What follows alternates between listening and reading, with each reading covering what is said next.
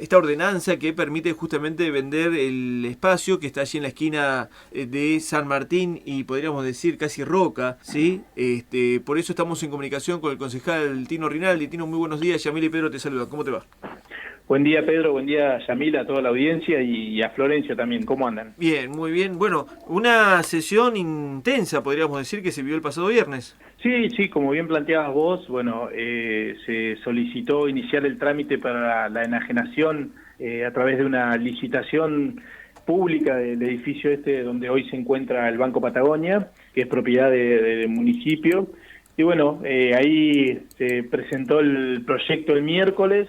El jueves hubo una comisión de labor donde planteamos nuestras diferencias como oposición, porque realmente la ordenanza, si bien tiene un inciso, el segundo inciso plantea que es para obra pública, no hay ningún tipo de descripción ni de dato de qué obra se va a hacer, ni siquiera del valor de venta que se va a pedir. Entonces nosotros como oposición, porque también Rosa Monsalve votó en contra, expresamos que esto no era viable, que tal vez hubiese sido bueno tener más tiempo para profundizar en el tema, pero bueno, se llevó a votación de todas maneras y bueno, la votación salió aprobado por 5 votos positivos y 2 negativos. ¿Cuáles son los planteos del proyecto del Ejecutivo, Tino? Digo, ¿por qué tanta rapidez en pocos días, en pocas horas resolver este tema? Mira, justamente lo que expuse en la sesión fue justamente eso, una celeridad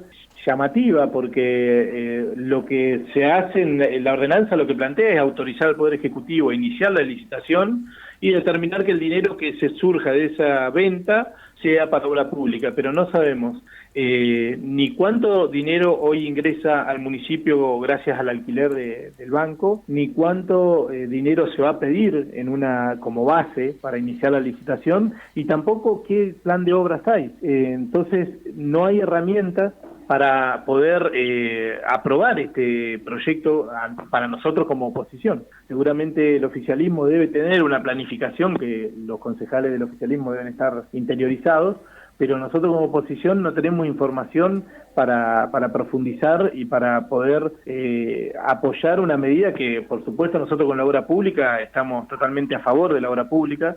Creemos que el trabajo es un ordenador de la sociedad y necesitamos que haya trabajo más en tiempo de crisis como el que estamos viviendo, pero no a cualquier precio y bajo cualquier circunstancia, ¿no? Acá Fabián Rudolph, presidente del Consejo, decía que bueno, es una decisión política que plantea el intendente, ¿sí? Y que ellos respondieron a eso y que ese espacio no le genera no le reditúa ningún beneficio al municipio del Bolsón. Pero bueno, vos bien mencionabas el tema de que se está cobrando el alquiler, es un ingreso. Pedro, mira, disculpa que te corté, pero está bien, supongamos que el ingreso es mínimo, no lo sabemos todavía, pero porque no está formalmente informado, pero más allá de esto, supongamos que es mínimo el ingreso, depende de nosotros adecuarlo a la necesidad de la municipalidad.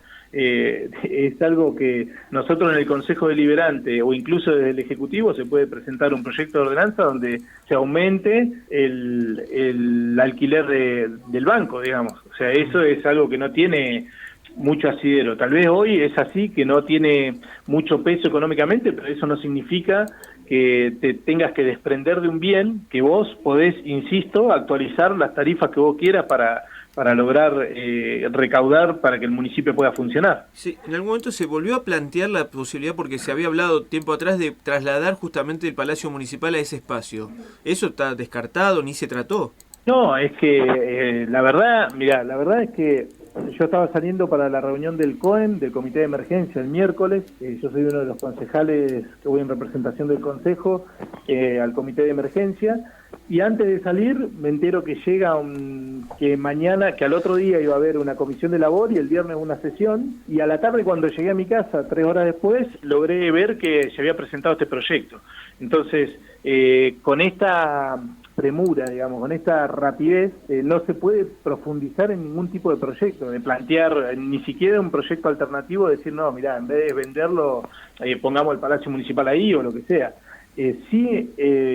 Una de las cosas en la que más hice hincapié yo es que, aparte del valor histórico que tiene y la ubicación, o sea, el valor económicamente hablando, no solo el valor histórico y social, sino económicamente hablando, también tenemos que tener en cuenta que esta crisis del COVID no sabemos nosotros cuánto va a durar y qué profundidad va a tener. O sea, esta crisis daña no solo a nivel salud y social, sino económicamente muchísimo, y lo que yo intuyo es que vamos a estar un par de años para lograr salir de esta crisis, y nosotros, si al tercer mes de la crisis estamos achicando el Estado municipal para poder hacer obras, no quiero ni imaginarme dentro de un año lo que va a suceder. Entonces me parece que hay otros planes, hay otra forma de generar obra pública, como lo han demostrado otros municipios, como el municipio de Roca, que es la intendenta pertenece al Frente de Todos, pero también como el municipio de Bariloche, que el intendente pertenece a Juntos Somos Río Negro, y a través del programa Argentina Hace, bajó más de 220 millones para obra pública. Entonces, hay otras herramientas, eso es lo que nosotros creemos, que hay otras herramientas y que no se puede desprender el Estado de sus bienes sin un objetivo claro, o sea, en qué obra se va a aplicar, y sin saber si ese bien es único y es peculiar, o tenemos 200 bienes iguales, porque si tenemos 200 propiedades que tienen la misma característica, bueno, no es tan grave. Ahora, si es el único, es preocupante.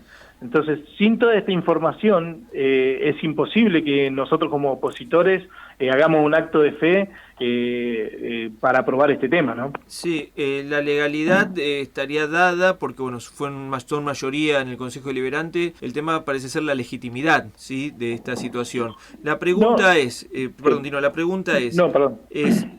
¿cómo hoy parece ser que la suerte está echada? Digo, tienen mayoría en el Consejo, como que diciendo, bueno, ya está, no hay mayores pasos que pueda hacer desde la comunidad, o sí, hay alternativas para poder frenar esto.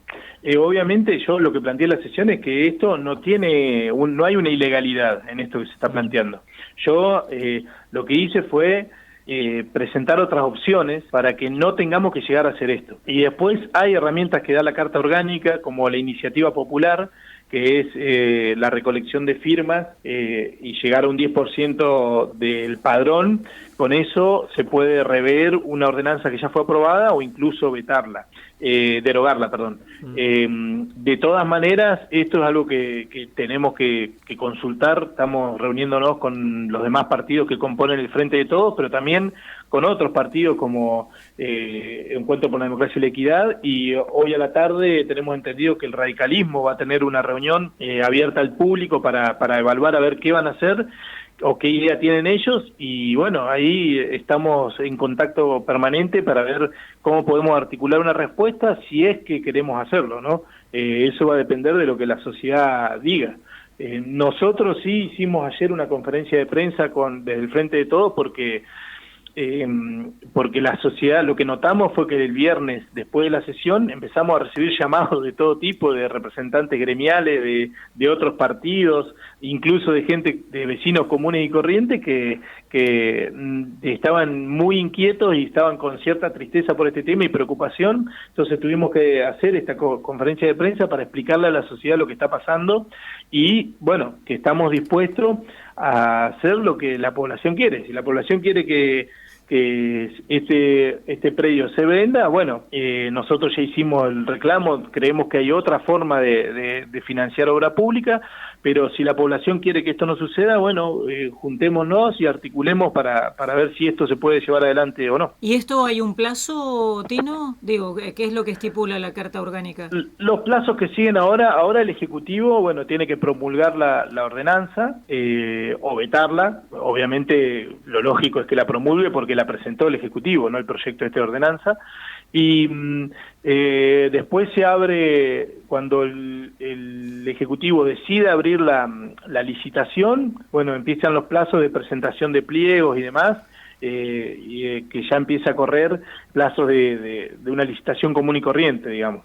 Esos son los pasos que vienen ahora, ¿no? Podemos cambiarlo de tema si tiene un ratito, Tino, para atendernos un poquito más, porque también está en el comité de emergencia y hace pocos días, a partir de lo que se pudo ver el fin de semana o lo que se puede ver los fines de semana cuando hay solcito en el Bolsón, aumentó la preocupación por lo menos de las autoridades sanitarias, de la cantidad de gente que sale, que se junta, que se reúne, que hace encuentros familiares o que anda en la calle sin el barbijo y sin mantener el distanciamiento.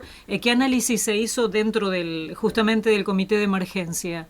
Bueno, ahí desde el comité de emergencia lo que estamos planteando es que en realidad con esta nueva situación que estamos viviendo de poder salir a pasear, de poder reunirnos con otras personas y demás, tenemos que hacer muchísimo hincapié, más hincapié que antes incluso, en el distanciamiento social, es decir, en usar barbijo, en mantener la distancia, en no compartir un mate, en ser cuidadoso en esas cosas, en limpiarse siempre las manos, lavarse las manos. Si nosotros nos relajamos como sociedad en esto, en este tipo de detalles, que son importantes, lo que va a suceder es que lamentablemente el virus va a entrar y se va a empezar a ver un contagio comunitario que nos va a hacer volver a una etapa anterior o a 2 etapas anteriores.